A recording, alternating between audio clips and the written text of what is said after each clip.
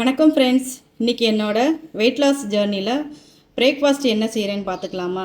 அதுக்கு பார்த்தீங்கன்னா நான் ஆல்ரெடி ராகி கேப்பேன்னு சொல்லுவோம் எங்கள் ஊரில், முளைக்கட்டி காய வச்சு வறுத்து ரைஸ் மில்லில் கொடுத்து அரைச்சி வச்சுருக்கேன். இப்போ இதை வச்சு நம்ம செய்யலாம்.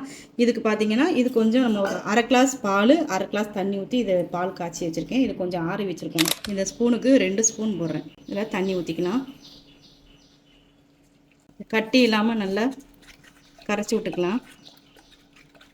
இப்போ இதை அடுப்பில் வச்சு கூழ் மாதிரி காய்ச்சி எடுத்துக்கலாம். இது வந்து நம்ம ரொம்ப கட்டி கட்டியாக ஆகாமல் அப்படியே தொடர்ந்து இப்படி மிக்ஸ் பண்ணிகிட்டே இருந்தோம்னா ஒரு கட்டத்தில் நல்லா கட்டி ஆகும்.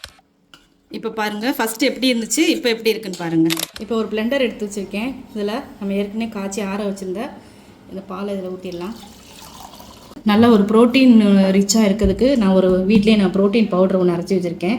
இதில் என்னென்ன ப்ராடக்ட்ஸ் இருக்குது அப்படிங்கிறத நான் அடுத்த வீடியோவில் சொல்கிறேன். இப்போது இதிலேருந்து நான் 1 ஸ்பூன் எடுத்திருக்கேன். இப்போ இதில் ஒரு சின்ன பனானா பார்த்துக்கோங்க. இதை நல்லா ஸ்ப்ளெண்டரில் போட்டு நல்லா ஸ்ப்ளெண்ட் பண்ணிட்டு வந்து காட்டுறேன்.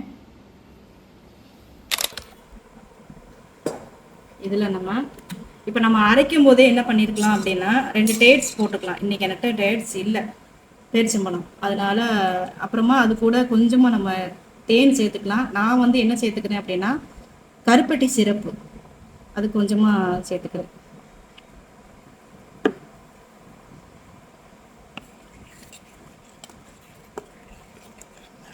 அவ்வளோதான், என்னோடய பிரேக்ஃபாஸ்ட் ரெடி ஆயிடுச்சு.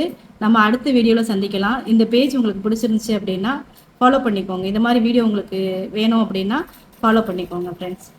தேங்க்ஸ் ஃபார் வாட்சிங்.